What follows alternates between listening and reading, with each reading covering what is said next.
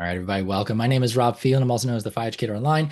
And I just wanted to do this webinar slash workshop with you about how to confidently run a business project with your students. And I'm not talking about like let's come up with a really fantastical idea and kind of say like all the wonderful things that would happen if this was real life. I'm talking about let's get them to actually start a business. So we want them creating their own profit in your class. And that's what my students do. So I've been teaching for 11 years, been teaching personal finance for at least six. I've lost count at this point.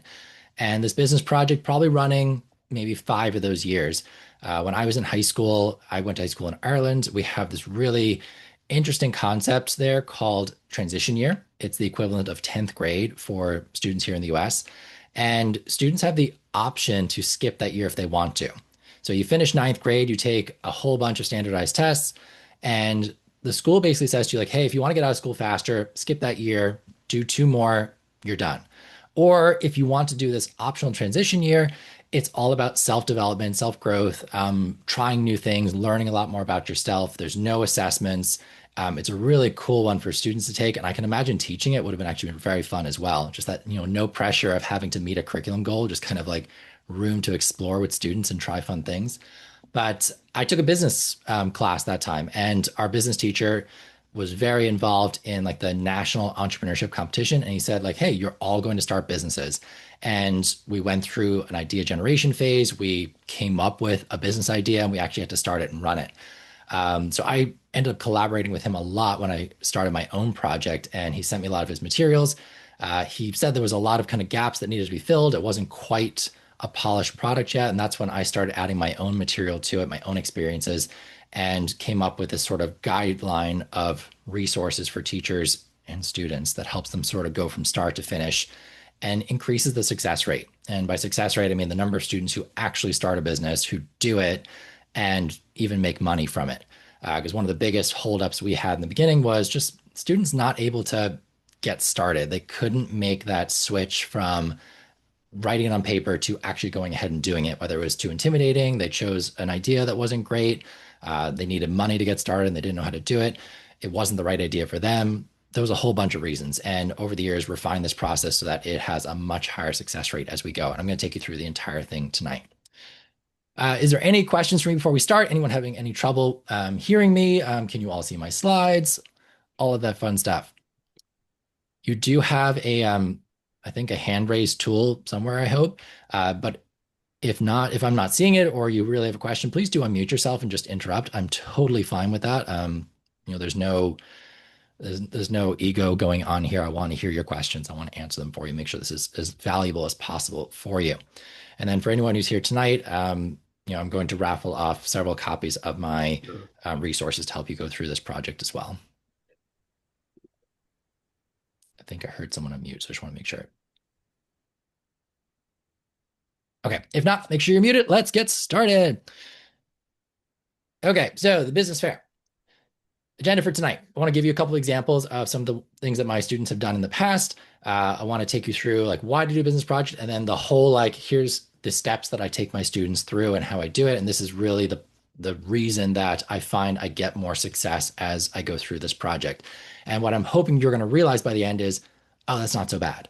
Like the students are doing most of the work. In fact, in my teaching calendar, like this is the 6 weeks where I do probably the least amount of work, and I just get to float around and help students with these business ideas. Like there's not much grading, there's not a ton of prep that has to go into it. If you're using the project I'm providing, like it's all planned out for you. The resources are ready to go. If you're not using it and you're creating it yourself, it's still not that much work that you have to do. And then the business fair, I'll give that a little bit more attention at the end because that's its own sort of thing that you can choose to do or not do. And finally, just a couple of Q&As, I think, or frequently asked questions, and then Q&As from you guys. Again, aiming for about 30 to 45 minutes total. All right, so some examples of what my students have done in the past. We have two of them here, Harry and Berlin. Harry did a pottery kind of business. He's really into ceramics, very artsy kid, is constantly doing art shows around my town, invites me to go to them. And he wanted to do pottery for his business idea. And then Berlin's the student beside him. She was very into jewelry making, had done it in the past with like, I think her mom as like a hobby slash like it was a fun thing to do. and decide like, okay, I have a lot of this stuff available. I'm going to make this the focus of my project. Not something that she's like ever considering doing in the future, but just something that she's like, yeah, I could do this now. I have the resources, I have the skills, and I'm semi interested in doing it.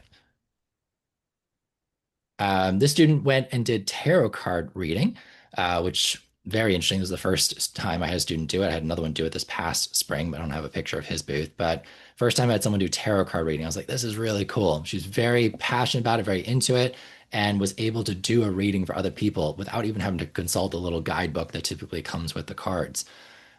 So really like this one. It was very popular with the other students, like the ones who would just walk up and be like, yeah, like I would love to get a reading. Same with adults too. Cece wants to be a tattoo artist, and so you can't really do real tattoos on students, but temporary tattoos totally fine. And we talked about like whether she was going to get temporary tattoos printed and sell those, or she was just going to hand ink them, and she decided to go with hand inking. She created her own henna ink, so she made it herself using like organic ingredients, because that was really important to her, and that was part of her, selling concept is that I've got an ink that is not bad for you. I'm seeing chats pop up, and I'm gonna try and keep an idea on it or keep an eye on it. Oh, awesome. I need to keep that screen up somehow. Okay, and then we have 3D printing. So this is Hunter, sleeveless guy on the side, had a 3D printer at home. He and his dad, I think, were just really into that kind of tech stuff, and he had access to it. And I was like, this is something that we look for when we're creating a business idea. What do you have available already? And this 3D printer is not something that everyone else has. Our school certainly does not have one, so none of our other students have access to this. And he just kind of 3D printed like little, mostly fidgets. So he was finding these designs. I don't know a ton about the process, but he was finding these digital design files that I guess were freely available. And a lot of them are little fidget toys that, he would print them, they would be able to move, and students would be able to fidget with them in class. And they didn't make a lot of noise, which I really appreciated. But that's what he sold. And then he did custom orders for different things. He made little Pokemon figurines for me, for my son who's really into Pokemon, and for another group who was doing a Nintendo Switch tournament. So they were doing like Super Smash Brothers.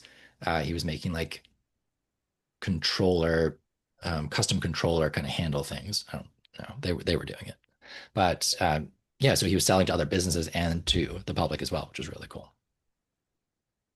Anyone done a business project in the past that you've had some really cool ideas from students, or you've seen students starting businesses? There's always a handful in the school that are entrepreneurial and we never even really know about it sometimes. But anyone got any cool examples?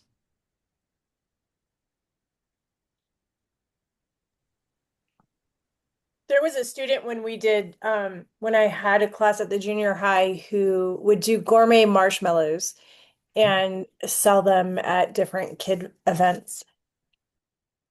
That sounds really cool.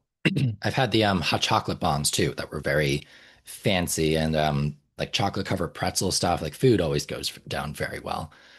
It does depend on your school whether they'll let you do food or not, but there's always kind of ways around this. And I have a principal who's very much like into the finding the back door around the fine print. So like for us, you can't compete with the cafeteria. So if the cafeteria is open, you cannot be selling food during that time.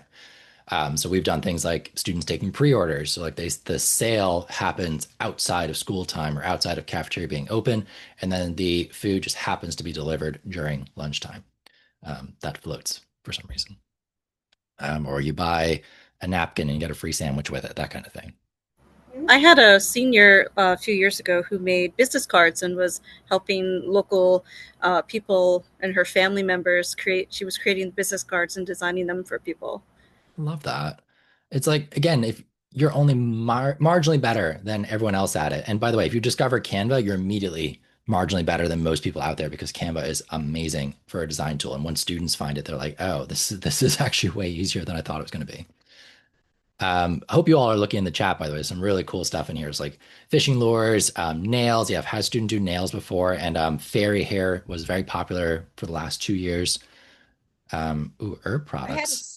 I had a student who did or these beautiful origami flowers, Hmm, and then the school store ended up picking her up as a special at Valentine's, and you could order her origami flowers for Valentine's. I love that. Yes, and like especially like hitting up the different holidays throughout the year. So like my business fair will typically come in like mid-November. So anything Christmassy will be just fine. Fall stuff, great. You wouldn't probably get away with Valentine's Day then. It wouldn't be the right timing, but we might talk about like, well, how can you pivot that idea into something that is more timely at that point in the calendar? But I love those things. Digital marketing. Yep, I had a student make websites for small businesses locally, or manage Facebook groups. That was another cool one. One was a virtual video game tutor. So it was helping kids who wanted to be like esports, like team people are going to college for esports, and was like ended up like kind of tutoring them for that. There's so many things, and they always come up with really different stuff that we've never even thought of before. Actually, the most interesting one I had this past fall was a kid who's really into RC, so like radio control cars, and it's this hobby. He's a kid who has kind of interesting hobbies, but really into these RC cars. And I guess there's this whole community of people who are really into the same thing. And so he's like, there's nowhere for me to drive my little radio control car around. Like he wants to go over like obstacles and things like that. So in his backyard, with his parents' permission, he created like a whole obstacle course for these RC cars and would charge people to come to these events that he would host where they could ride their cars over the obstacles. And it worked. He got people to sign up for it and pay him for it. He worked in like a local hobby shop where they sold parts for these things. He was able to advertise there, and he got people to come and pay him money to use his obstacle course. It was very cool, very different. So yeah, there are so many different ideas out there, and I hope you get to experience that with your students, because as you do it more and more, you just see so many fun things pop up. Okay, the why. So like, why should you bother? It is a little bit of a lift for you. Like it's different. Like you have to learn something new, and we know new is sometimes intimidating. I think I saw some of you say you're first year entrepreneurship teachers or personal finance teachers, so everything is new for you. So are you going to add another new thing in during this time? It's something I do believe in a lot, and I do think it's worth the effort. It's very easy to stay in that lane of like, I'm just going to keep doing the same thing over and over again, or I'm going to look for a smaller thing to add in this year to make new. This is a bigger thing, but you're at the right time of year to try and do something like this. This is the time where you can secure dates for a business fair. You can have a couple of weeks to prep your students for the idea of doing a business project, and then you just give it a shot, slide it into your curriculum and see what happens. Worst case scenario is your kids are going to have a lot of fun just trying to come up with business ideas and seeing what works and what doesn't work. But it's a very exciting project to do. Kids can get really into this, particularly the ones who don't normally care much for school at all. I teach high school or seniors personal finance, and it's really contemporary math. So it's a math course, and it's usually the one that catches the kids who don't want to go to college and are looking for that final math credit. So I get a lot of kids who are not super passionate or motivated about school. They're very into work. They're very into their cars, their trucks, their hobbies. But this is a project that actually lights them up, and they'll participate in it. They'll do well in it. In fact, they'll often do much better than the academic inclined kids because they just have a little bit more real life savvy about them in a lot of cases. The engagement side, I mean, this is a very engaging thing. The students are doing the majority of the work. You're doing very little. It's a lot of discovery-based learning. You're kind of giving them the guide and the framework to kind of play and experiment. They're doing low risk businesses. They're starting for as low as possible, ideally $0. So they have the opportunity to experiment and play and find out what works and what doesn't work. And in some cases, like the idea will not work, and that's totally fine. That's actually a great learning opportunity. I don't really want them to smash it out of the park first time, because then they didn't really learn some of the lessons that you need to learn from failure and from pivoting. But if they do, that's also really cool.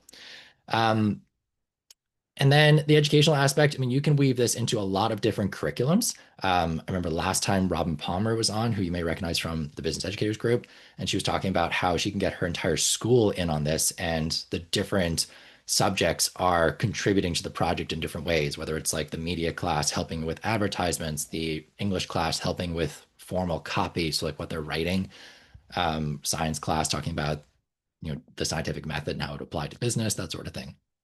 So if you can do that, awesome. I don't get the rest of my school involved beyond the business fair, mostly because like I only have a small slice of the students who go to the entire school. We're a larger school. So it would be very hard to do something that's totally, school wide, unless everybody was going to suddenly do the same project. But huge amount of educational value. I weave a ton of my personal finance concepts in here. So we'll do the project very intense for about 2 weeks. we'll back off a little bit, weave some more personal finance stuff in there, see how it's coming up in our businesses, get really intense in our business projects again before we do our business fair. And I'm hitting a lot of the consumer skills. I'm hitting a lot of the cash flow tracking, budgeting, consume. I already talked about consumer skills, cognitive, behavioral finance stuff. Usually insurance comes up at some point because some student has a business that requires it or it stops them from doing what they want to do. So yeah, we do hit a lot of the personal finance content during this project as well. And then, it can be the focal point of your class, it can be a side project. So like if you're doing an entrepreneurship class, this could run the entire class and everything you do ties back to it. If it's like me in a personal finance class, it can be a smaller part of it. It's really up to you. It fits in a lot of ways. I need about 5 to 6 weeks to do the full project plus the business fair. So if you are not going to do the business fair, you could certainly shorten it down a little bit. If you are doing the business fair, but you want a longer project, you could make it stretch over an entire semester or even an entire year. If I was going to do a year-long class, I probably would do two of these. I would say, like, let's do one project, shut it down, start a new project for the second one, and apply the things that you learned. Because this is not supposed to be their future career. This is supposed to be a small business, like an easy, simple startup that they can apply a lot of quick lessons to, and then learn, iterate, repeat, try it again with something else. People are gonna know this is happening. The rest of the students in your school are gonna know about it. Your community, if you do, the advertising part right, is gonna know about it. Your principal, your admin, your, whoever is going to know this is happening. I've had local news networks come out, local businesses take part, and I try and make it as big a deal as possible because that, again, helps my students produce a better final product because they know, hey, there's a lot of other people going to see this, and the best tip is invite their parents and grandparents and aunts and uncles to come nice and early. And that really helps get them to produce something pretty decent for the final product. But the other stuff also really contributes too. I have a question. Do you show your students examples of previous businesses? I do. And they usually see it anyway. By the time they get to me, they've gone through the school because they're seniors. So they've been in the school for 3 years. They've seen the business project or the business fair run a couple of times. So they are aware of other ideas. And when we do our idea generation phase, we try to come up with more than one idea. We try to come up with 20 ideas. And so we're trying not to get locked into one idea or one way of doing things. And there's not that many original ideas out there. Most of us are going to take inspiration from other businesses anyway. So yeah, I don't have any problem with sharing previous examples, but experiment with it, see what happens. Like if you find that you seem to always get the same businesses, like somebody does jewelry, somebody does baking, somebody does dog walking, like, and you're like, nobody's going outside of that, then maybe don't show them stuff and try not to limit their creativity, but see what happens. Real world, fulfilling, interesting. I mean, this is as real as it gets. That's the feedback I usually get from students is that this was one of the most memorable things they did over the school year. It felt so applicable to real life, even if they don't want to be an entrepreneur. They're like, I learned so much about how finance works, how business works, how being a consumer works, especially when you're on the other side of that equation and you're the person trying to convince somebody else to buy something. It's a really great way to learn that kind of consumer finance side of things by being the business instead of being the consumer. And then if you need an assessment, which I do use this as one of my grades for the semester, or at least the pieces of it all make up individual grades. It's a nice thing to just have, and it's not a sit down formal exam. Like they demonstrate what they learned as opposed to having to just recall it and dribble it out again. Okay. Any questions before I go into the like nuts bolts? Like this is what I do: step 1, step 2, step 3, step 4.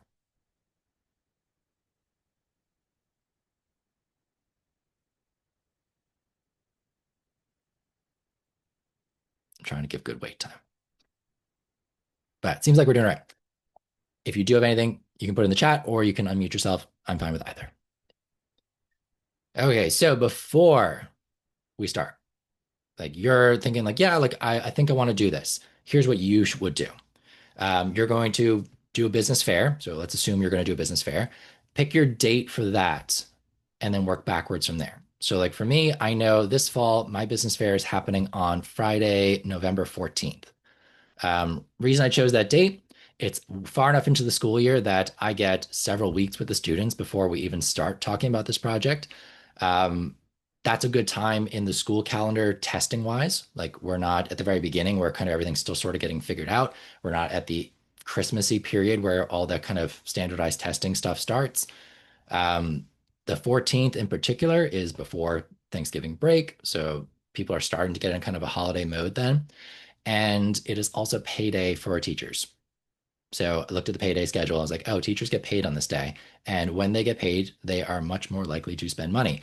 As I found out by accident last year. A couple of teachers came up to me and was like, yeah, like this was perfect. Like I just got paid. So like I have cash to spend with these kids and their businesses. And I was like, okay, that's a good thing to learn, to know. And they're not spending huge amounts of money, but it's nice that they're being able to open up and support the students a little bit more. So timing wise, makes sense. Location, up to you. I've had some teachers in the past tell me that they're able to do this in an outside area. Some saying they've done it in a school gymnasium. I've worked in a school in the past that had two gyms. There was like a main gym and an auxiliary gym. So it was easier to secure the auxiliary gym because the PE classes could survive with just one. The current school I'm in only has one gymnasium. So it's not possible to use that. I use the cafeteria.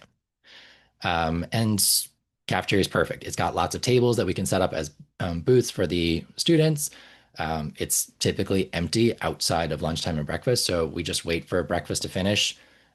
School starts 7:30 for me. By the 7:30, they're in their classrooms. Custodians come through, clean off the tables, and we open the business fair at 8. So from 7:30 to 8, they're setting up. And then we do it for 2.5 hours. So it's open until 10:30. At that point, we shut it down. Lunch starts at 11:15, I think. So enough time for us to get out and school returns to normal. They don't even know we're there. So a question, can you use this with middle school students? Absolutely, yes. I've published a book called The Simple Startup that's for 8 to 13-year-olds. I've seen kids as young as 5 start businesses. We have this really cool business fair thing in my town as well. And you can see if there's one in your town as well. It's called Acton Kids Business Fairs. And they basically start from elementary school up to high school. And you will see 5-year-olds, 6-year-olds, 7-year-olds going out there with their small little lemonade stands or cookie businesses or jewelry or clay or whatever they were doing and trying to sell it. So you can apply the same principles. The resources I have, I would say, are best suited to middle school and high school. Just how they're set up, the words that are used, I wouldn't give it to an elementary school student. The idea is, yes, the resource themselves, I would make your own or find a different source for them. All right, so once you've got your date, work backwards 6 weeks. That's usually what I do. So 6 weeks to do the whole business project. If you can do more, great. If you want to do 5, that's fine too. And that's going to be the start date for your project. I try and sandwich it over 2 terms. So grading wise, we have term 1, term 2 in a semester.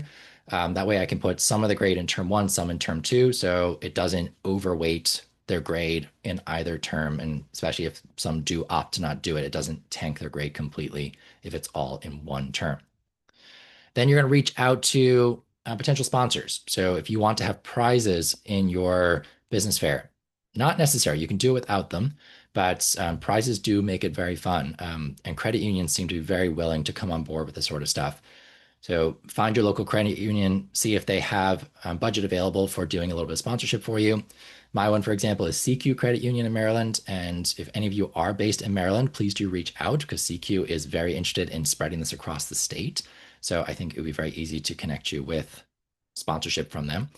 But they gave me $600 last fall. So we did, first prize was $300, second prize 2, third prize 1. Actually, they gave me another 100 as well. They gave me 4 $25 gift cards for like most creative business, best stall, best presentation, community service awards, which one was best for the community. And those were very cool to have. And then the students were very surprised by it. We didn't actually tell them there was prizes until the very end. So that I think is going to raise the profile for next year, where the kids are like, oh, there's some actual like cash on at stake. Like I could win something for this. Potential judges, you're going to want help with judging the businesses. Especially like if you are going to have multiple classes. So I'm going to have 2 classes doing this. I'm expecting probably about 50 students, so maybe 40 businesses. And that will be a lot for me to get to each one of those in the time period when we're doing our business fair. So I'm going to start recruiting help. There's other teachers in my school who are willing to come down and just wander through and ask the questions that I have on the rubric. I invite local business owners. My superintendent, I invite to come in and be like a celebrity judge. If there's any local politicians who want to come in, I get them in. Media outlets, try and target the people who are going to help you spread the word.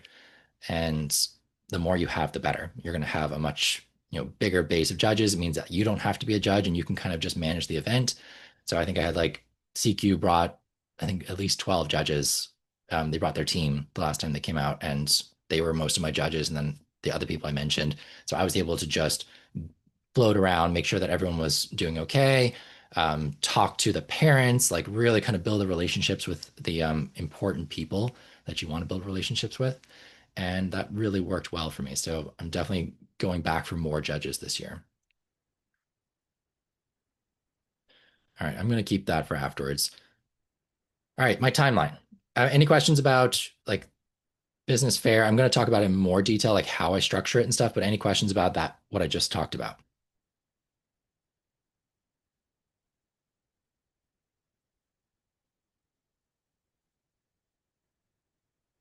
Okay, I'm not seeing anything on my end, but that doesn't mean that there's not something there. My like toolbar is half here. So if there is something, please do unmute. Okay, your timeline. So over your 6 weeks, this is roughly what you're going to do. You're going to take them through idea generation. They're going to pick their idea. They're going to develop that idea out. Business name and logo. We'll have some meetings as a class to kind of help develop that idea. They're going to detail out how their idea is going to look. They're going to talk about the finance of the business. They're going to do some market research. They're going to find a mentor for their business. They're going to go through the production process of how their business works from start to finish. They're going to create advertisements, and they're going to do a business fair as well. So there's a lot of pieces to this, but it's a very smooth process if you just kind of like follow the same timeline I do. And I'm going to share the full timeline with you guys as well. All right, I need to put that in the chat. So give me 1 second to copy paste this again.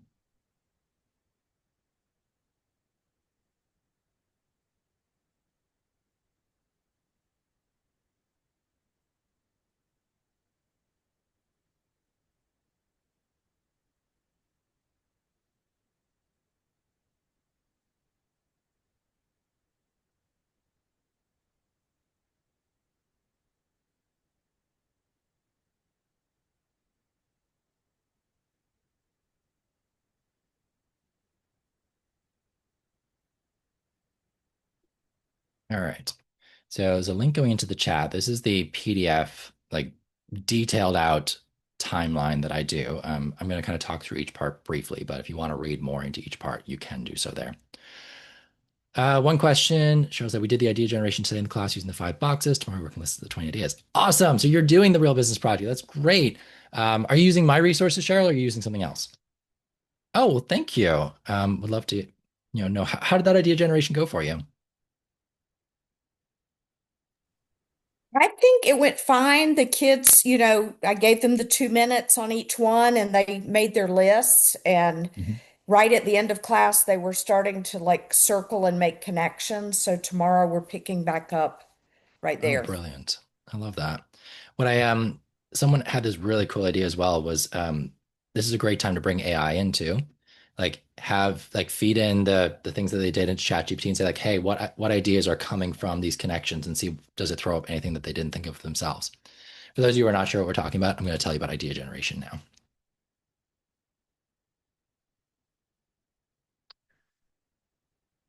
Okay, still sharing. Great. Okay, so idea generation. This is what Cheryl was just talking about. This is the first stop. We want to come up with some ideas. And a lot of students, this will be one of the biggest hesitations they'll have in the beginning is, I don't have any ideas. I don't have a business idea. So how am I supposed to do this project? And you just reassure them, like, even if you have an idea, I still want you to do this exercise because this is how we're going to come up with better ideas, how we're going to come up with different ideas.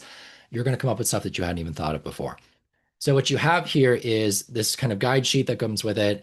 You're going to spend 2 minutes just brainstorming under different categories. So the top left one, the thumbs up, is likes. So we're going to set a timer for 2 minutes, and they're going to write down all the things that they like to do, things that they personally interest them.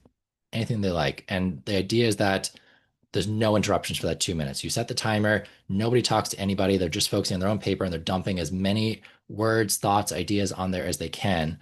And we're not evaluating those yet. We're not critiquing. I want you to just let loose and go.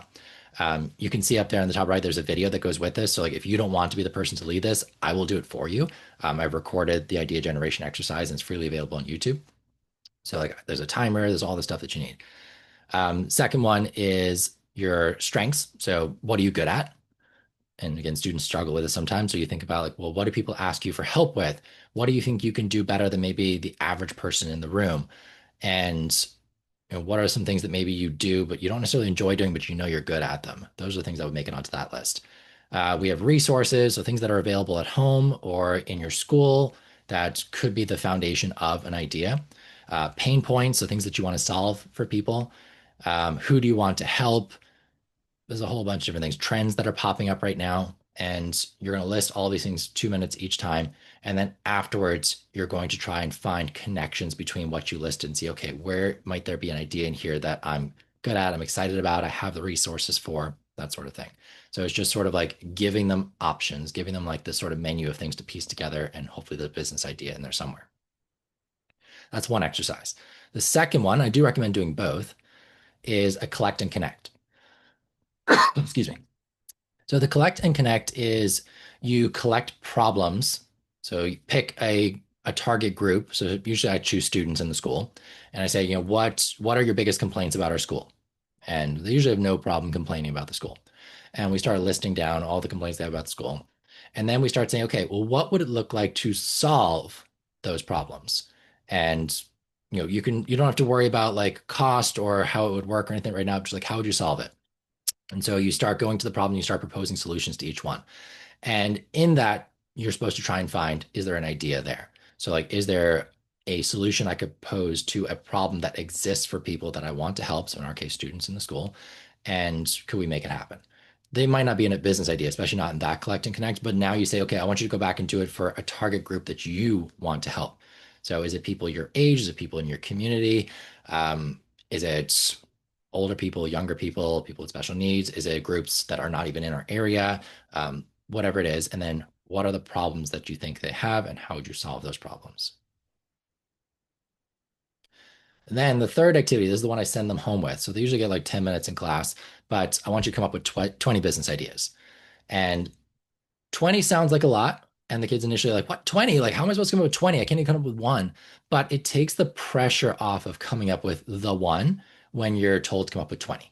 Because now each idea doesn't have to matter as much. I can just kind of let go a little bit and just throw 20 down. And they'll usually get through like maybe 5 or 10 on their own. And then I'll say, okay, I want you to go look up some business ideas for teens. What's out there already? Who's done some other stuff that you're like, oh, that's kind of cool. Like I could see myself doing that. So they give the idea a name and just a really quick description of what the idea is. And then tomorrow or the next day, they have to come in and have their 20 ready to go. So that's their homework for that night. When they come back, we rank the ideas. So rank the ideas on 2 scales, how excited you are about it and how easy it is to start. And ease refers to the cost involved and how fast you can do it. And also, is there a learning curve for you? So like, do you know how to do the things already? So that would feed into how fast you can do it. And then is it quick, easy, cheap to start? And you put your ideas, so the numbers that we gave them, so like idea 1, I'll put like in the top right because it's really easy to start and I'm very excited about it. And I'll place the other numbers. Whatever idea ends up closest to the top right corner is probably your best idea for this project. So it's going to be exciting for you. You're not going to lose interest in it. And it's going to be quick, easy, cheap to start. Perfect for a school business project. But you're still going to see it on the sheet on the left, there's a plan A, plan B, plan C. So we're going to put our top 3. So if the first one for some reason doesn't work out, we can quickly pivot to plan B. So we have a backup idea ready to go. And you can see on that left sheet as well, there's just some kind of like self-check questions I put them through just to kind of help them verify that their idea is realistic. That's usually what we're shooting for here. Like, can it actually be done? So is there a demand? Can it be done? Do you have the skills that you need already, or would you have to spend a long time doing it? This is where we lose the kids who want to start a YouTube channel because building up enough subscribers to get YouTube to pay you would take way longer than the project has. So it's not a bad idea. It's just not the right idea for this project. And that's really where, again, we're going to increase the success rate for the students is helping them pick the right ideas. So it may not be their dream job. It's not the grand, bells, whistles, beautiful idea that they have in their head. It's something simpler. And sometimes just kind of telling like, hey, at the core of your idea, what are you doing? What problem are you solving for people? And start with that and then add the bells and whistles as they make money. Any questions about idea generation? I like lost my screen.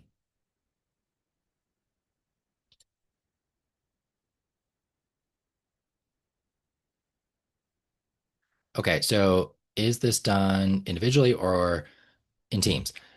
Most entrepreneurship competitions, so if you were going to use this as like finding students to compete further on, which I do sometimes, they max out at three. So three people in a group. I find that that's a good number. Max of three. Anything more than three, you've got passengers and just too many chefs spoiling the pot. A lot of students will want to work on their own. Some will want to work in pairs. Some will want to work in threes. You'll get the group that like, I want to work in a group of five. Just tell them no. Like, no, three is the max. Either split it, so two friends together, three together, or someone go individual, whatever it is. But I would say no more than three. Anytime I've done more than three, it ends up with somebody doing nothing and it causes conflict in the group. Anyone have any other experience with that they would say like, no, definitely larger groups are better or make everyone do their own?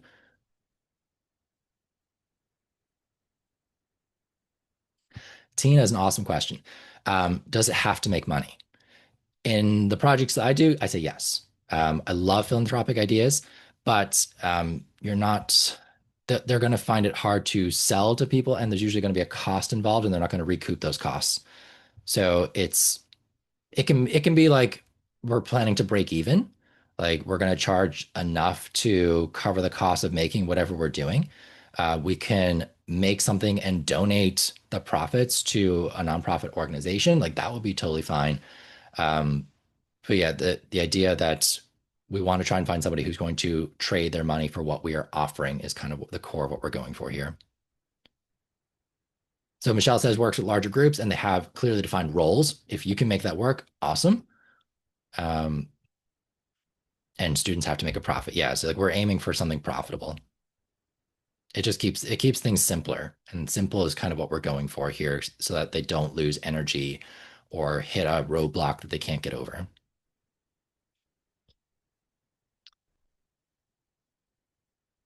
Okay. So then once they've got their idea, oh, I see one more chat. I'm sorry. And try and increase the profit. Okay. Once they've got their idea, and it's that plan A, they're still on their own at this point. So everyone's doing the idea dump. We're not collaborating yet. They may have ideas of who they want to work with. That's fine. But everyone's doing this individually right now. They're going to take their plan A. They're going to do a business snapshot for it. Now, this is a Canvas model, if you are familiar with that. It's instead of doing a business plan, I find business plans are too much. They're over the top, especially when we're starting a simple business like this that doesn't require external funding. Because a lot of times business plans are when you want to apply for funding from a bank or something like that to kind of get your business going. Snapshots really all we need. So fill in each of these boxes about your business to help detail out a little bit more about your idea, like give some formality to what your idea actually is. So the business synopsis, what does your business do? It's that kind of elevator pitch, who's it for? What does it do? What problem does it solve? And how do you do it? And then you've got these other boxes as well. Each one is explained on the reverse side of the sheet so they can do it. And you just take them through each one. Say, okay, we're going to talk about this one first, then this one, then this one, then this one. I usually do an example of a baking business. This is what I did when I was in high school. And we'll go through each box and be like, okay, this is what my baking company would look like. Now you do your business. And that works pretty well. So like have an example business kind of running in the background that you're going to keep referring to. And if you do my product or my real business project, I have the example of like that cookie business in there that you can just refer back to and use as your own if you would like. So this is much faster and it gives them a starting point to be like, okay, this is what I need to do. let's go. So let's take this and turn it into a reality. So we're not going to waste days and hours trying to detail out every minute piece of our business. We're going to do a very general, broad, bare bones of what this is going to be, and we're going to start. And that's the thing. We want to start as fast as possible. Start fast, fail fast, and grow from there. So then they have a little bit of fun with a name and logo. Now, this is the point where teams can start happening. So everybody's got a business snapshot. Now we say, okay, if you want to make teams, max of 3, you can work on your own, you can work in pairs, you can work in 3s, decide which idea you're going to work with, and then you can always fall back on one of the other ideas. So if you're not super excited about your idea, maybe see if you can team up with somebody else. And I usually give the normal disclaimer of your friends don't often make the best teammates, particularly when you start mixing money into the equation. That's a really fast way to sour a relationship. But you will inevitably have people who want to work with their best friends, and they will come to you later and be like, so and so is not doing their job. Or the last one was one person in the group ordered like $50 worth of materials off of Amazon and then went to her teammates and was like, okay, you all owe me this amount. And they're like, well, we didn't okay that. So they were having a disagreement about finances and who owed what, and that a decision wasn't made as a group. And it was great. It was a really good learning moment. So logos, Canva is an amazing place to come up with logos. Some will insist on, if they've done graphic design in other classes, like that they'll do it in Adobe Illustrator. That's totally fine with me. But Canva is the place to go for a quick and easy logo. And it's fun for the kids. That's like this point where it's like, oh, this is starting to come alive. It's sort of real now. It's got a logo to go with it. And I take all these logos and I print them out and I add them to a business information poster that I keep displayed in my room. So we update it with all the businesses that have been created, what they do, who's running them, that sort of thing. And again, it's just this public display of, oh, you are a business owner, you are doing this, and it helps keep kids moving forward. So the next step on our business journey is a mastermind meeting. And I personally love masterminds. Like I'm in one myself for my own business. And the real benefit of it is just that you have somebody to be accountable to. You have someone to bounce ideas off of, someone to support you when you are feeling like down about your business or you're really excited about it, and someone to be excited about it for you. That's what we're aiming to do here. So you've got the slideshow that kind of shows the norms of how we're going to do a business mastermind. So phones are not out at this point. We're fully present. We've got a pen and paper in front of us, and we're recording down information about each business as it goes. We're offering ideas, we're offering feedback, we're asking lots of questions just to see, how the business owner is thinking about different parts of the business. Like, how would you do that? Have you thought about this particular problem that might pop up? And the collective group is going to have lots of solutions and lots of challenges that help make every idea better. And that's kind of the goal, is to make every idea better, that everyone takes on a little bit of ownership for the entire group. We all realize we're in this together. We're all struggling with similar things and nobody's got it all figured out. And that's sort of kind of a nice moment for the kids to be like, okay, like I can fail at this thing, or I can try and fail at this thing, and I'll grow with the group.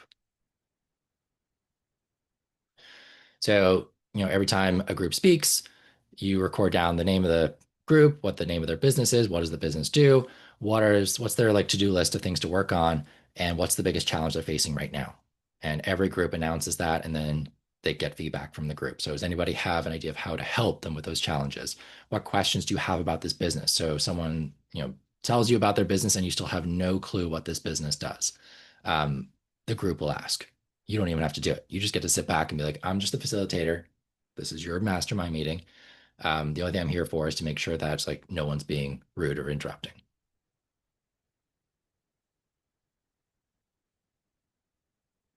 Okay, and this is what the posters look like in the back whiteboard in my classroom as we fill them in with businesses. So as I got their logo, I added to the poster, put the business name in there, put the owner, quick description of what it does. And it's for everybody to see. And it's nice for me as well to keep track of who's doing what. So like it's hard to remember what each business is. And I don't want to keep asking like, hey, what's your business again? So it's a nice reference point for me, but also that public display of, hey, this person's doing this business. They're more likely to follow through and keep working on it. Okay, now you got founders operating agreement. This is what's going to save your friendship teams. Every business, whether they are working solo or in a group, they're going to fill out this operating agreement together about how their business is going to function. So if they're a solopreneur, they're kind of saying like these are things I am going to do. But if they're in a group, here's how the business is going to function group wise. Here's who's going to do what, the roles that are going to happen, what happens to the money when it comes in, what happens when the business ends, how do you divide up the assets of the business, what happens if there's a conflict, what happens if a member wants to leave.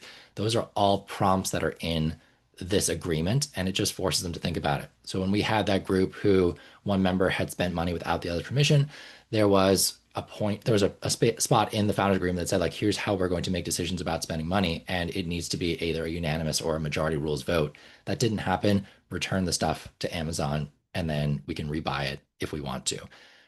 So they were able to solve that conflict because they had that agreement in place beforehand, and that's just a good idea to have. And it feeds into our conversation about prenups and personal finance a lot. Just that idea of like, should you have that agreement before you enter into a financial partnership with another person? So it's not just romantic, it's also financial when you get married. And that's usually a really nice tangent we go off onto after that one. Any questions so far? We're probably about 2 weeks into the project now.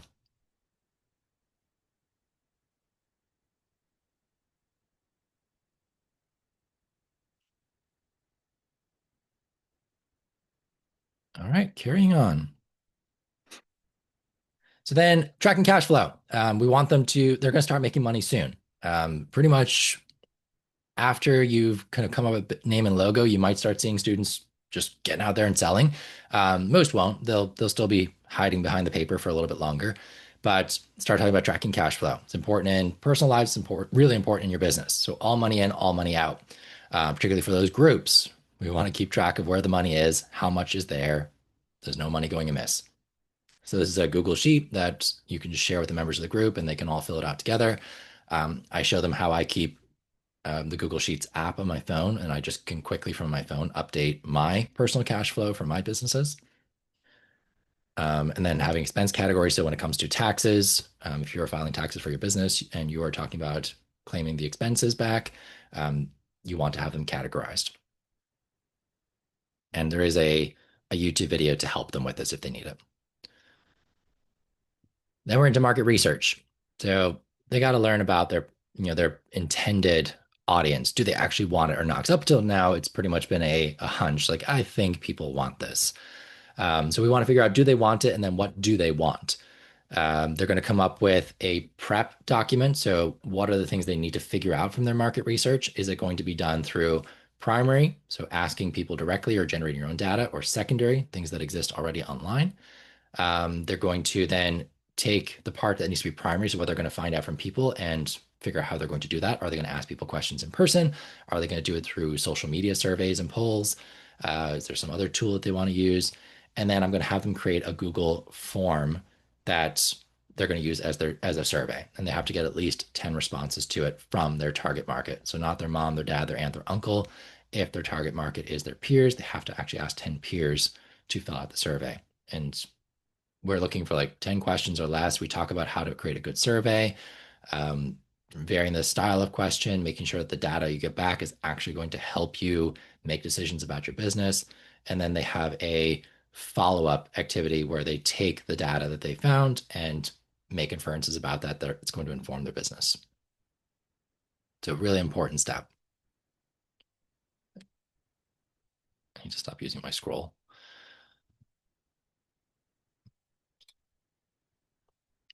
All right, this one is an optional one. But when I'm doing the market research, I usually give them a couple of days to get the market research done. So this is one of those filler activities during that. I ask them to find a mentor for their business.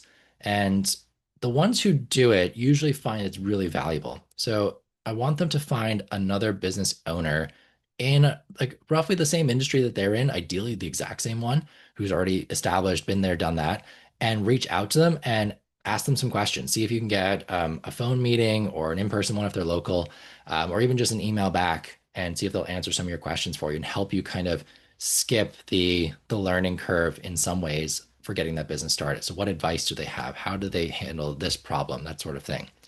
So they'll make a list of targets, so people that they want to reach out to, find contact information for them online. So how do you do that? So they start looking at business pages and the contact pages on those. They start looking at LinkedIn profiles, and then they send a couple of introductions. So we talk about how do you write an introduction email or a cold email to someone you don't know. And it's usually, again, any teen writing an email like this, it's an easier sell. Like the person getting it is gonna be like, wow, that's really cool that you're doing this in the first place. Like I would love to help you. Whereas like you and I do it, it's not met as warmly sometimes.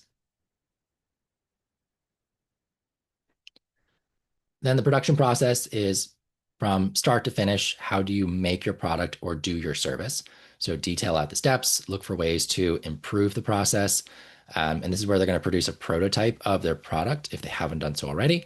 So you've been talking about it, you haven't done it yet. Now's the time to do it. If it's a service, so say they're doing car washes or they're doing oil changes or something like that, they're going to record themselves doing the service either on a customer or on their own whatever service that they're doing. And that again helps give them some material for the business fair. So showing what they do, and it gets them to actually go do it. So it's another thing that just kind of pushes them off the ledge to start making something, doing something. And usually they'll bring it to our mastermind meeting that we'll have shortly after this, and they'll show off what they did. If it's a service, they might do a demonstration or they'll talk about what happened when they recorded it. If it's a product, they'll bring in the physical thing. Usually there's some good snacks that come in at that point, and they get feedback. They start seeing, okay, this is not as bad as I thought. People are like, yes, I really want that. Or no, like that's too high a price point. Or I wouldn't want to buy that weird keychain that's tie-dye leather. Like, no, it's not for me. So that's a good place to kind of figure out like whether you got something or not, or you need to pivot or you need to change something. Then we go into advertising. So we're getting towards the end of the project now. There's a gap between doing market research and then where we got to here of about 2 weeks. And then you can do the mentor, you can do the production process during that time, filter back into your other curriculum during that time. And now we're starting to think about the business fair coming up. So we need some advertisements for that. I asked my students to create 4 advertisements. So you can see on the right there, the task is 3. I added in an extra one. So social media post, a poster, and a free choice one. I make the free choice one still there, but I also asked them to do a Google slide to advertise their business because I have a screen in my cafeteria that I can do a slideshow on that just shows the ads for the business and the upcoming business fair. So just add an extra one in. They can do the same content and just reformat it for the different things. So like, social media post might be the 4 or 5 for Instagram. It could be an Instagram reel. But if it's a still image, they can resize it for a poster. They can resize it for a slide and they're done. Or some choose to get very creative at this point. It depends on it depends on the kids, whether they really want to go very creative on this or keep it simple and just reformat. But this is where you're going to get some like really nice looking stuff for displaying around your school. Again, it's something they can use at their business fair table. So if you force them to create a poster, it's very easy to just have them print that poster or you print the poster and have it available for them on the business fair day. So their table is not empty.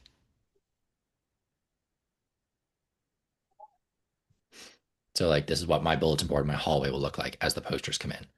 So as they submit them, I print them, stick them up on the board, and just start filling it out. And again, it builds that excitement for the other students that the business fair is coming.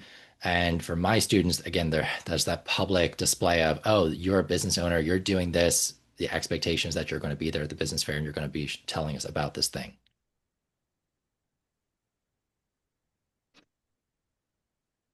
Any questions so far?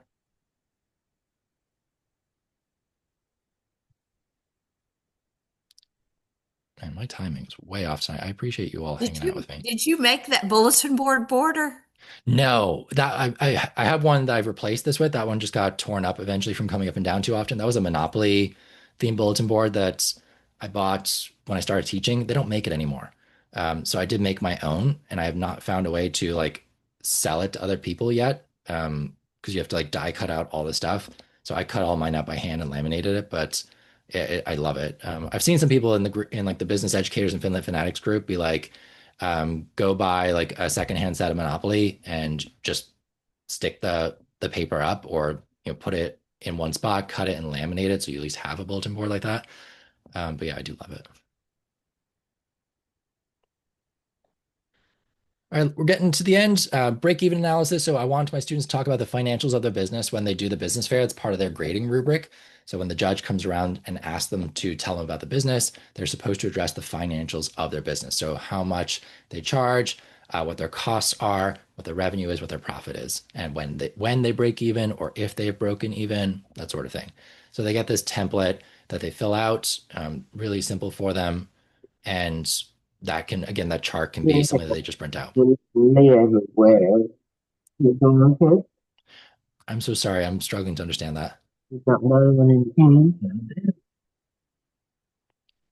Would you mind putting in the chat? if I can see my class sizes or class yet, because apparently it goes live to students tomorrow. Nope. No, it sounded like you were Don't underwater know when you're yet. talking. He's retiring in December. I'm sorry. I need to look into it a little more. Okay. I think you need to mute her. Is that what's happening here? Yeah, I think she's having a conversation. Oh, well, that makes sense. Okay. Mute. Okay, I think that's everyone. Thank you for that. I was like, I don't know what that is. All right, business fair itself. This is really fun. This is probably the biggest lift for you as the teacher, versus the other stuff. It's very much like if you're using my resources, it's like print and go. Here you go, guys. This is what we're doing today. The instructions are there. And you're not really expected to do very much. You're not expected to be the business expert. You're the facilitator. You're the guide. You're the person who is an expert consumer. We've all spent a lot of money buying lots of different things over many years.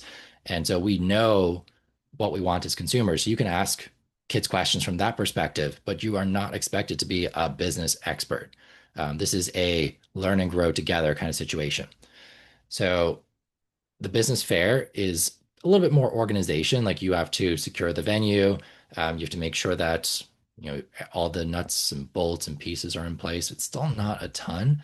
And again, if you're using the resources I've made for you, a lot of it's done for you. And there's the kind of like checklist of things to go through. But for me, you want to have some sort of poster letting the other students know that it's coming along. If you have a sponsor, make sure their logo is all over anything that you make, especially if you feel like you're going to be posting online anywhere. You want to kind of give them those shout outs wherever you can. That's where the value is for them. They want people to know that they're doing goodwill in the neighborhood and supporting students. You can see the chart on the right. That's my cafeteria. And I just, made a bunch of rectangles that look like where the tables are and assigned students to a spot. It's much easier if you give them a assigned spot than let them pick their own, because then they end up spread out. They forget where they were going to go. So have a chart ahead of time, walk them down there the day before it, show them where they're going to be. If you're doing it in a different location, just make sure everyone knows where the location is going to be. So you're not spending that 30 minutes of prep time walking students to their table and saying, okay, yeah, this is where you're going to be, this is where you're going to be. They all know before they go. So the fair, like the things you want to think about, like you've got a prep document. What do they need to get ready for the fair? So how are they going to decorate their table? What do they need to know about their business to say to the judges when the judges come around? So share the judging rubric with them and what the suggested judging questions are. Have them be ready to answer those. If you want to go one step further, have them record their answers to all of those questions. And then if you are entering any sort of virtual pitch competition, it's very easy just to take the recordings and make a pitch video from that. What's their to-do list? Have it made, have them work on that in the build up to the business fair itself. If you have craft stuff available, like I usually have like some poster paper that my art teacher lets me take. I have scissors in my classroom. I have bunches of like different stickers and cardboard templates and stuff like that. Stencils that they can make posters from, and just let them have time to prep their table and what they're going to say, what they're going to do. And then let's see what else is in here. I have an observation form, which I give to the other teachers. So I invite every teacher to bring their class down. And what some of them want is just like an activity to keep their students like from going wild, or something to make them accountable. So this activity is like, you're going to walk in, you're going to observe a couple of different businesses, and there's some questions to ask the business owners and to write about the businesses and what they see. Teachers really appreciate that, encourages them to bring their classes down. And that's what you want. You want like a crowd coming down that's going to make this kind of like buzz happen in the area. The students feel that energy, they react to it, they get more professional in their approach and what they say and what they do. Um, yeah, you want as many people down there as possible, and so inviting the rest of the school to come, parents, grandparents, aunts, uncles, local business owners to be judges or just to browse through. Anyone important in your district that you want to like give a a positive image for your school. Make sure your school admin team knows. Those are all great things that you can do that increase the crowd size. And the more people that are there, the more money your kids are going to make on the day too, which just creates this positive cycle of kids getting excited about doing it the following year and taking your class and that sort of thing. See some questions popping up.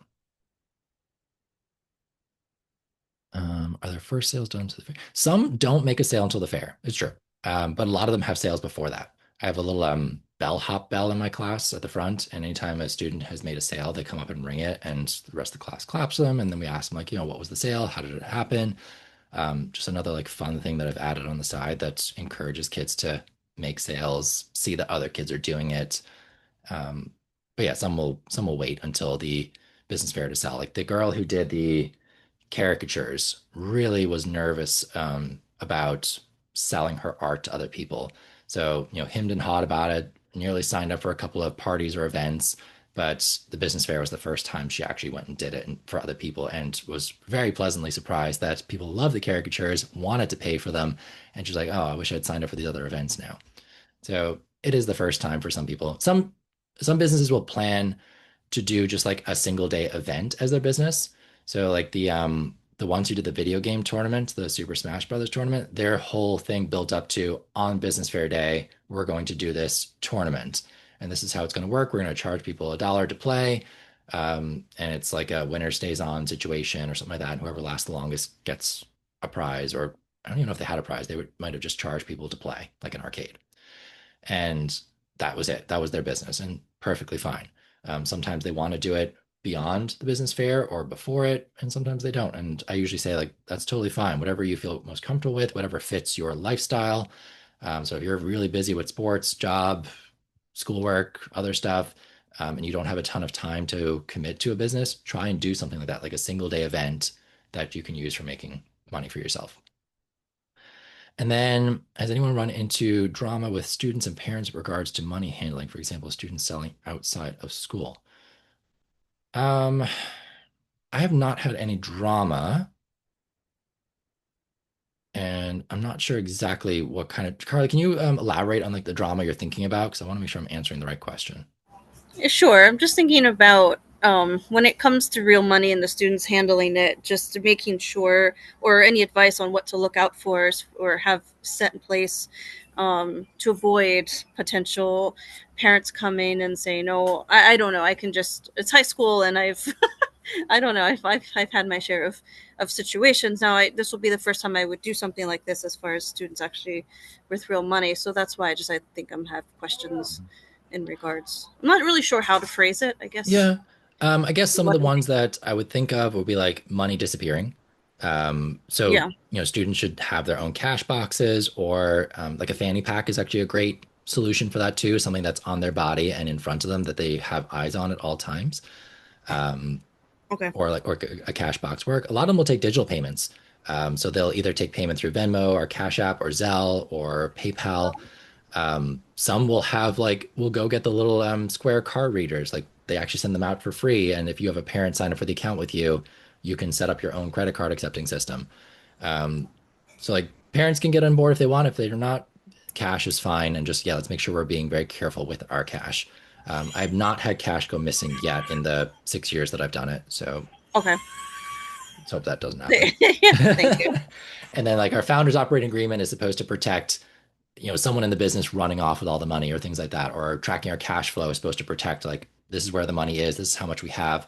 If you guys are not keeping accurate records and you're in conflict about how much money is actually there, well, the solution is you should have kept better records, and there's not really much I can do about that, and that's the learning lesson.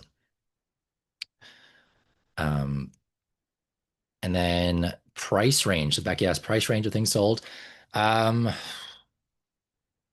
would say like most are staying in the $1 to $10 range, but some kids were selling artwork for 20, $30. Um, some were doing like oil changes for $50, tutoring for 30, 40. Someone was doing swim lessons for 35. So like it depends on what they're offering, and we try and encourage them to charge what they're worth. So like in their market research, what are the comparables for other businesses that are doing this already?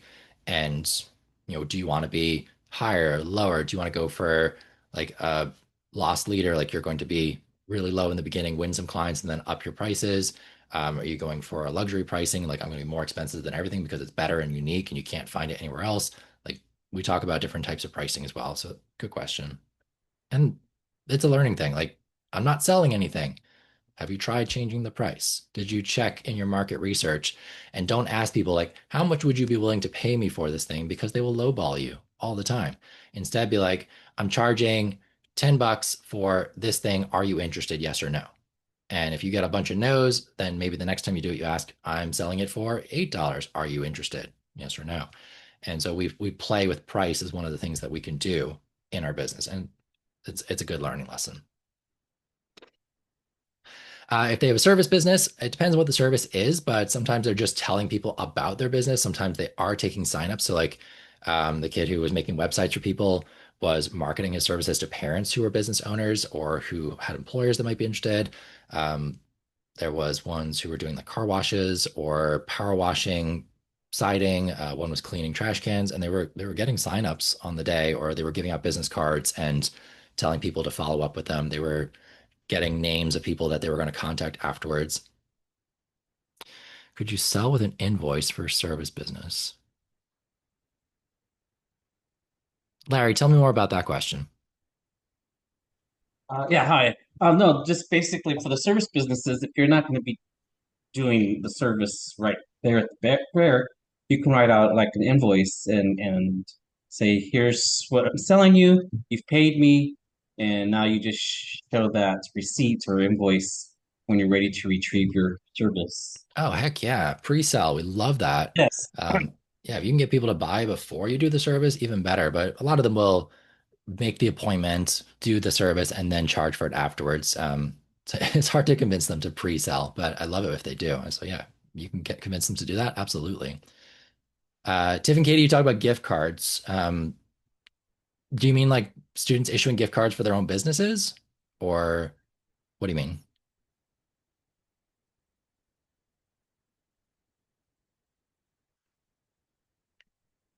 I guess, yeah, like you could create your own gift card system. Be like, yeah, you paid me X number of dollars, kind of like the invoice thing, like, and it's good for one car wash.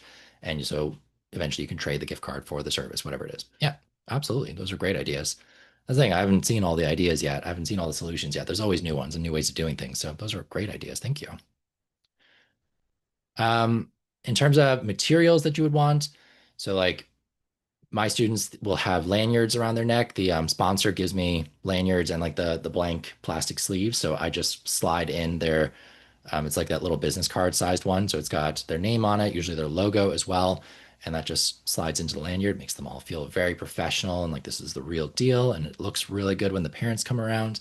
I'll have a sign hanging off the front of the table. You can see that in the bottom right, just kind of a mock up of it. Again, has their logo on it, has their name on it. So at the very minimum, if students don't do much for their business, like they just turn up, they at least have a sign in front of their business saying what their business name is and their logo, and it's something that they can just use at least like for you, like it looks like every kid's got something at their table, which is nice.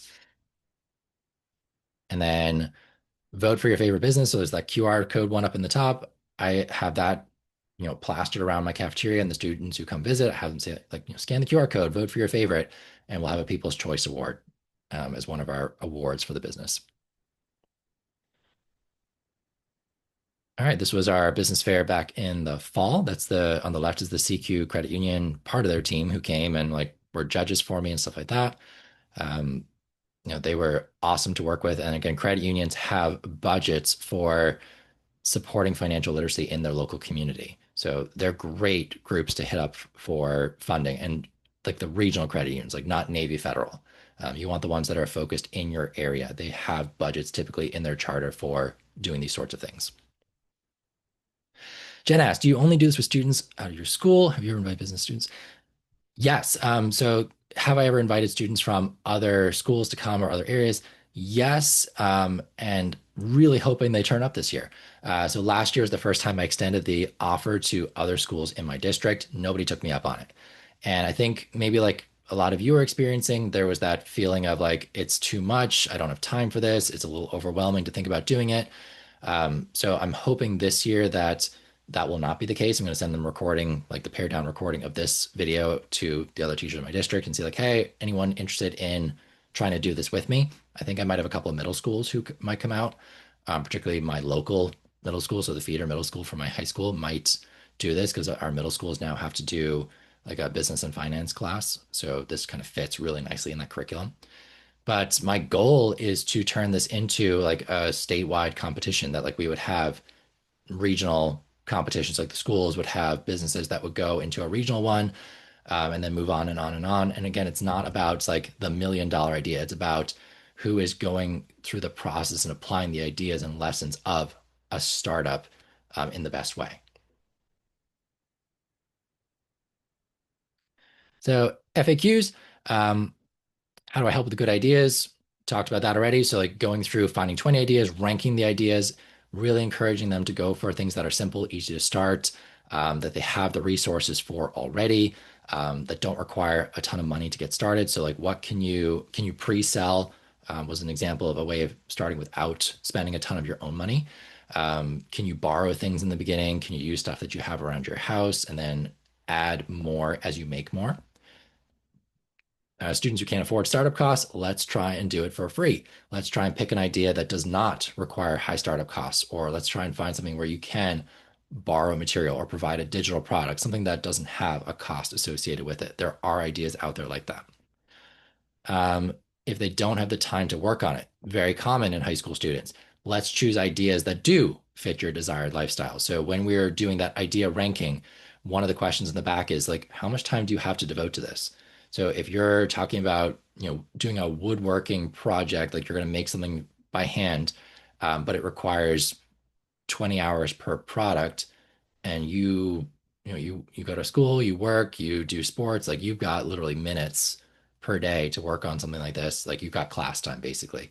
That's not a good business for you. So let's make sure that we're asking those questions in the beginning and letting them come to that conclusion of, and if they pick an idea that doesn't work, let them do it.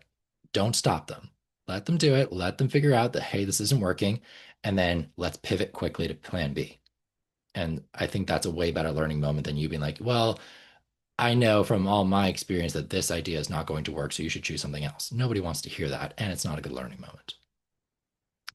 So yeah, that answers the next one. If the idea doesn't work, great. They figured out something that didn't work. They hopefully learned something that they need to figure out before they do their next idea or their plan B, so they check their idea better before they start.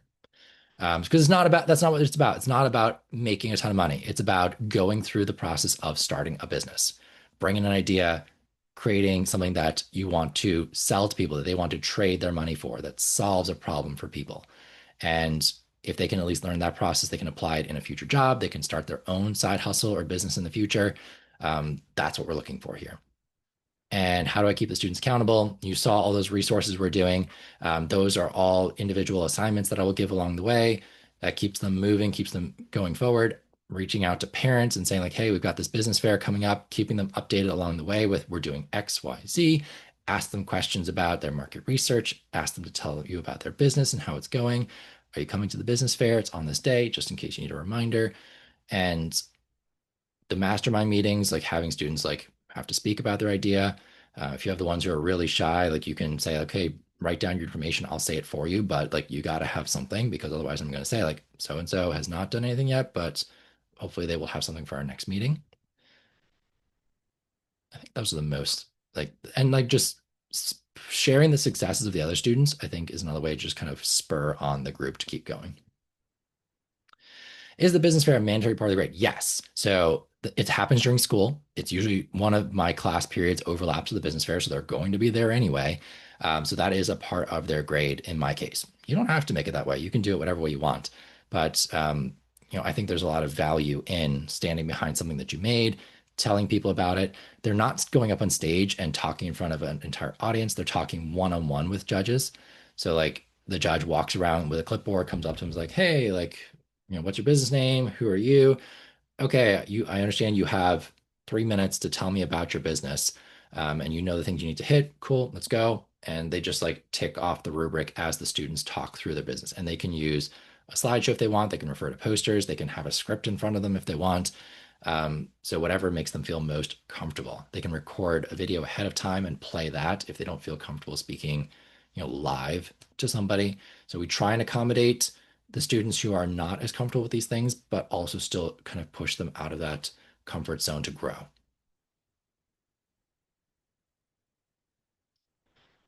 How to find all the time to do this?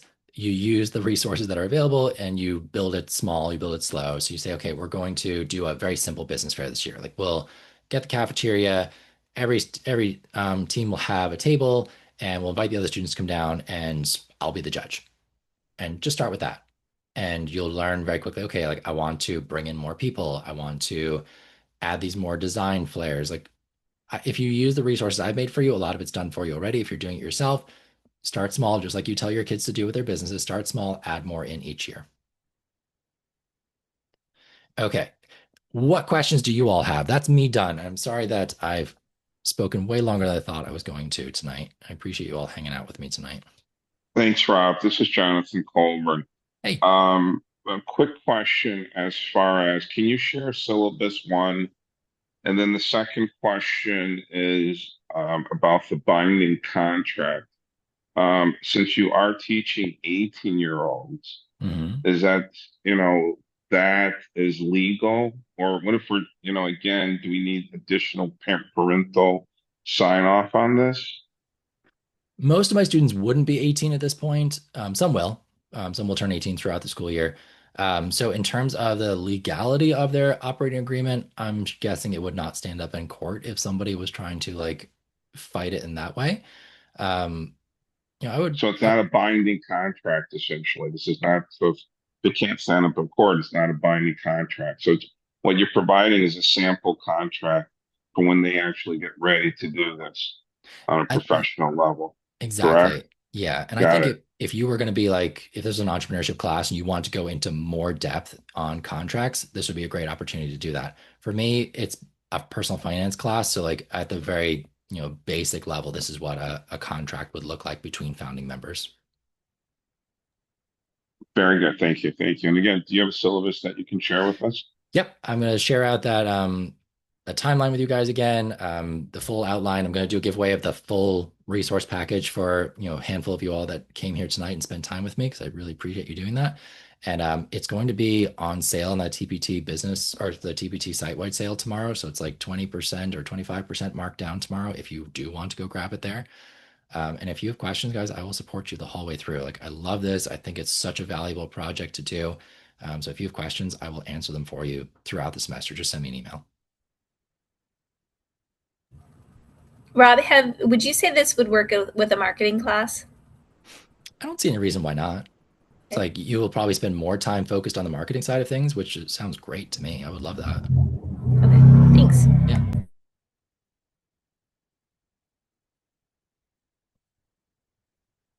All right. If you don't have any other questions, guys, I'm done. That's it. You spent way more time with me than you probably thought you were committing to, and I really appreciate you doing that. If you want to hang out and ask questions, I'll stay on the line for a little bit longer until everyone's checked out. But thank you so much for being here with me tonight. And if you think of something later, you're like, dang, I wish I asked Rob that, send me an email. I'll happily answer it for you. Thank you guys very much.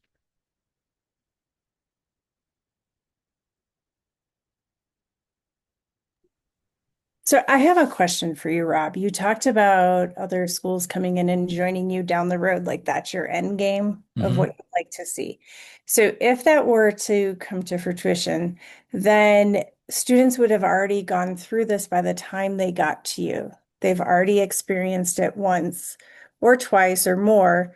So then what would you end up doing in your class if students have done it before? How would you end up tweaking it or changing it? Okay, so I probably wouldn't change much. other than the students who've done it before, like let's let them be the more experienced voices in the room sometimes, like, hey, what happened when you did this before? But I mean, I've started 7 or 8 different businesses, and each time I learned something new from doing it. So the only thing I would say is like, I want you to choose a different idea, maybe. And the reason I ask is because my classes, I have gifted at the high school level. Mm-hmm. So I have my kids for 4 years. So every year, well, I started in middle school. I've done the Mm-hmm. last 2, 3 years in at ninth grade. And now they're combining our high school all together. They're moving us back onto campus. So I'll have all 4 grades. Mm-hmm. And so I'm like, they get tired of the same thing. So I'm constantly trying to change up what it is I'm doing as an elective teacher. And then I've got my pull-out students that I only see once a week and trying to manage getting them a smaller version of what we're doing in the elective class. And so if I were to do something like this, I would like it to continue the next year. But if they've already done it, then is it going to get too redundant for my students after year 4, or would they still have a takeaway? I don't know because I mean, I haven't experienced that myself, and kudos to you for doing that. That sounds really challenging. Um, but for me, I would say I don't want them to continue the same project. It's like I was saying, if I had a year-long class, I would say let's do it twice, once per semester. I think the value is going to be in trying to start a new idea and do it multiple times and see can you make the process better and better each time. Because sometimes they get stuck in that rut of the same idea and then it doesn't progress and they get bored of it or sick of it.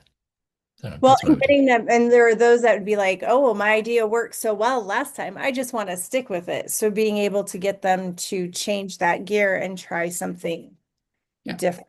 Be like, I love that it worked. What worked really well? Let's see if you can make something else work because there are so many ideas out there. And if you listen to those like business gurus or people who like have the podcast, the books, they're like, I've done this same process with multiple businesses. Like that's what they're trying to do is like they want to just cycle through ideas and see can they make that thing work over and over and over again. Okay, so let me ask you, after having done it for between term 1 and term 2, knowing that I only have pullouts once a week for one class period, Mm. so then that means my elective kids, so then that means that I'm doing it once, maybe twice a week. That one lesson and something else. Sorry, my dog's going crazy over people walking. Um, So like the pullout kids, like you could have them work together on some sort of like event as opposed to individual businesses if you're like worried about the timing being different or something like that. Um, so they could all collaborate on the same business or divide into smaller groups. But a lot of the work is done independently anyway. You're kind of just that, hey guys, here's the next step here, and there's a lot of just independent work time in your class anyway. So I don't know how well they would work independently outside of your room, but you could still say like, here's what we're doing this week. Here's the resources you need. This is what you need to accomplish before I see you again. that makes sense. Jen had a comment for you as well. Do a different theme each year. So like either maybe target a different target audience for businesses. So like this year we're focusing on parents. This year we're focusing on peers, or it could be a social cause, something like that. Interesting. That's a good idea. Anyone else?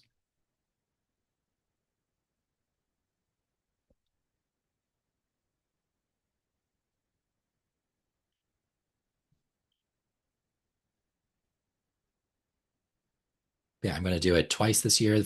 Fall semester, I have 2 classes of personal finance, so I should have about 50 something students, hopefully about 40 businesses. I'm hoping one other school turns up just to make it bigger again, because that's always my goal is to have more businesses each year. Um, and then the spring is going to be more of a challenge because I'm only going to have 1 class of personal finance. So that cuts my numbers in half. So it's going to be a much smaller business fair if I don't find the other schools to take part. It still works, smaller space so that they don't feel as lost is something I might consider like doing it at media center versus doing it in the cafeteria. But the group size is not necessarily important. I've done it with as few as 15 students before, and it's still been an effective thing to do. You just maybe don't invite the entire school to come down at the same time. You maybe have them sign up for time slots, so it's not just like this overwhelming crush on a small number of people.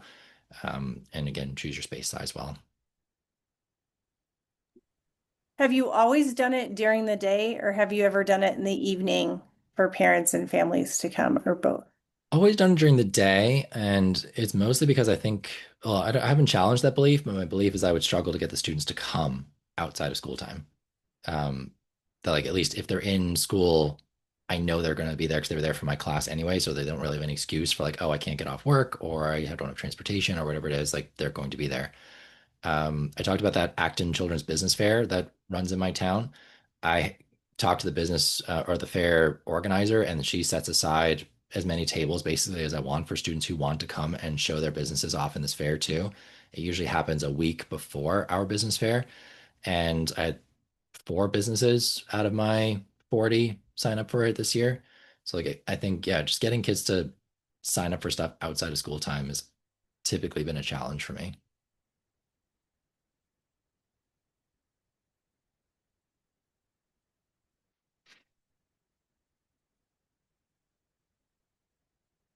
Any other questions?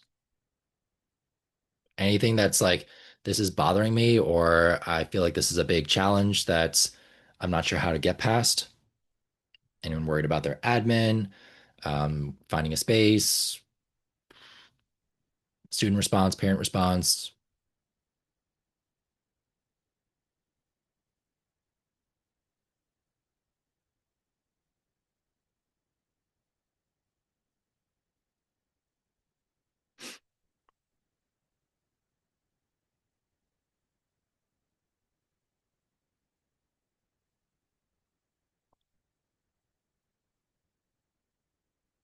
All right. Well, I think that might be the end of our questions all. So if you have one, jump in. Otherwise, I'm going to just shut down the call.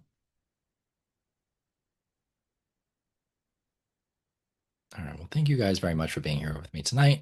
Appreciate you all. And send me any questions you got. Would love to answer them for you. Talk to you all soon.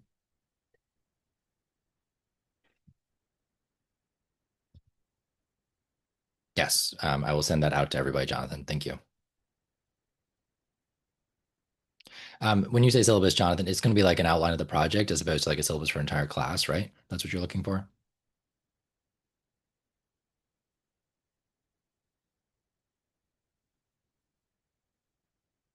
I'm going to assume that.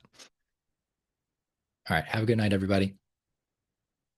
Oh yeah, I can send my syllabus out for my entire class. Sure, no problem.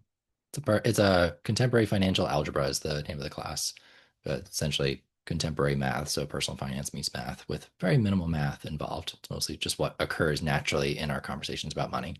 I have a ton of flexibility and autonomy over how I design my class, which is great. I love that. And I'm in Maryland, which is one of those states that has a personal finance requirement for a half credit embedded in a class. So mine is one of those classes that meets that requirement, but it also means that Maryland doesn't pay much attention to it, doesn't care much about it, which is unfortunate unless you have a teacher who actually cares about it, in which case you have a lot of potential to share stuff with students and try new things out. Roberta, I will do that drawing pretty much as soon as I hang up. I'll get my list of attendees and do a giveaway. And then I'll send it out in an email and with my like, thank you for being here. And I'll let you know who won. And I'll probably send an individualized email out to the people who won.